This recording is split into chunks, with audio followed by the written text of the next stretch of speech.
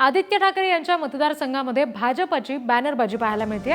आमचं नशीब आम्हीच बदलणार, दक्षिण मुंबईत यंदा बदल घडवणारच असा आशय या बॅनरवर आहे। भाजपने पुन्हा एकदा आदित्य ठाकरे यांना डिवचलंय। वरळीच्या प्रमुख रस्त्यांवर 300 ठिकाणी हे बॅनर्स लावले गेलेत। ठाकरेंच्या सेनेवर भाजपने हा अप्रत्यक्ष निशाणा साधलाय। प्रतिनिधी ओम देशमुख आपल्याशी जोडले गेलेत। ओम, संपूर्ण वरळीभर हे चित्र पाहायला मिळतंय, काय नेमकं भाजपचं म्हणणं असेल या संदर्भात? दक्षिण मुंबई आणि विशेषतः वरळी जो आदित्य ठाकरेंचा मतदारसंघ आहे, या मतदारसंघावर भाजपने गेल्या 4 वर्षापासून लक्ष केंद्रित केलंय।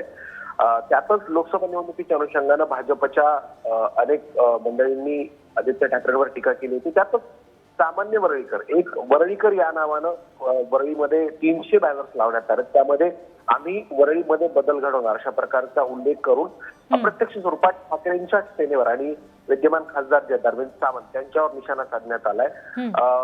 आपण पाहू शकतो की दक्षिण मुंबई लोकसभा मतदारसंघाच्या अनुषंगानं भाजपनं तयारी सुरू केली होती। त्यातच आदित्य ठाकरेंच्या मतदारसंघात अशा प्रकारची बॅनरबाजी करण्यात आली आहे।